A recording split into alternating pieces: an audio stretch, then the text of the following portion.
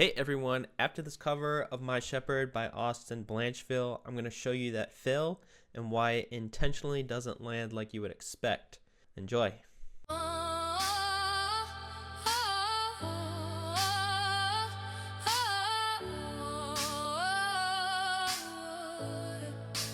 You restore my soul. You make me whole. Even in the valley, I won't fear any evil.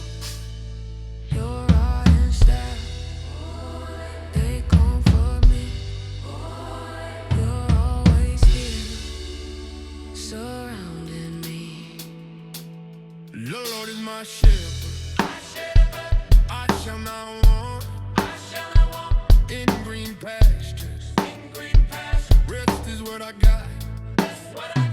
Side still waters, takes my hand, he gives me peace. I don't understand.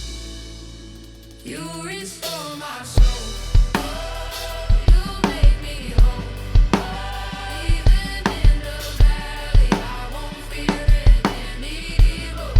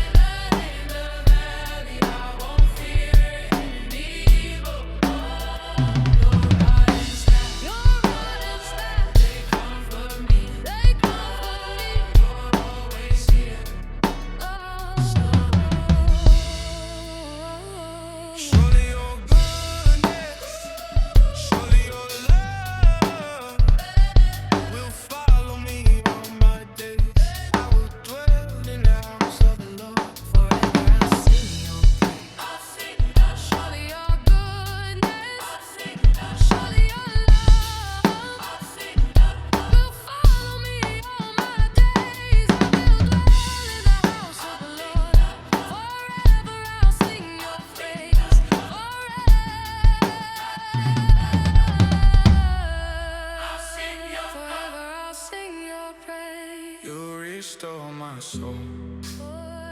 You make me whole. Even in the valley, I won't fear any evil. Your rod and staff, they comfort me. You're always here, surrounding me. You restore my soul. You make me whole.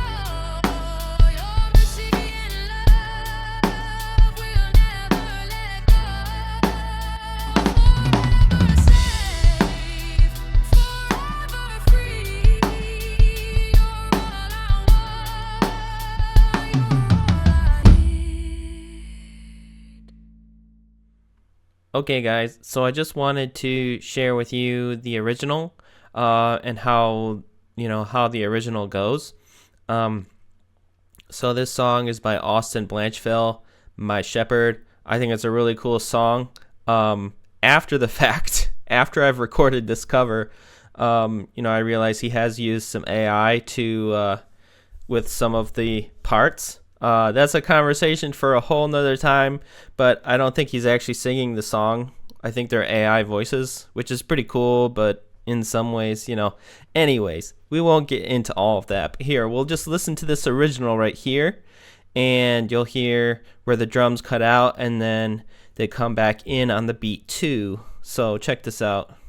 You are with me, you hold the light. You prepare a table before my enemies and crown me with your love and mercy. You restore my soul. 1, 2, 3, 4. I think a lot of times people, when they think creativity, they think like totally something different. But I think you can use the inspiration of the original in a worship context in order to get creative. It's very helpful to learn the original first So I'm not saying like don't learn the original, don't even like listen to it or go by it. I think a lot of times that's the starting point, is getting the original down, and then you have, a better picture of what's needed for the music. And so in this context, I wanted something that would lead into that too. And so I'm playing a triplet fill over the bar line, and I'll demonstrate that for you guys on the kit. Okay guys, so I wanted to show you this fill over the bar line. So I'm starting it on the and of 4. So if you're counting eighth notes, so 1 and 2 and 3 and 4 and. So we start on the rack tom on the and of 4, and we're gonna go right, left, right, and then we're gonna do a kick right on the 1 of the next measure, and then we got right, left, right on the floor tom. I'm pretty sure I go right, left, right, so it doesn't really matter what drums you're using, but right, left, right, kick, right, left, right, kick, kick, and then crash and cymbal, snare and cymbal. That's an important part, is if you're going to end with a crash and snare, you probably want to have a kick before it, so it gives you time for both hands to go here. So if you're trying to hit the tom and then crash and snare, you're going to be like, that's really hard to do. You don't want to do changing voicings and going to that crash. So the double kicks really sets this up, because it gives me time for both hands to cleanly hit that crash and snare. And so the count would be and triplet, 4 triplet, and triplet, 2. So here's the whole thing in context. We're at about, I think it's 81 BPM. So 1.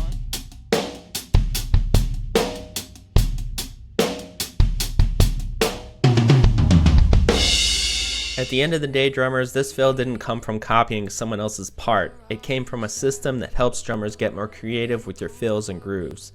If you want to stop copying and start creating, DM my shepherd on Facebook or Instagram. Links are below. Lord is my shepherd. I shall not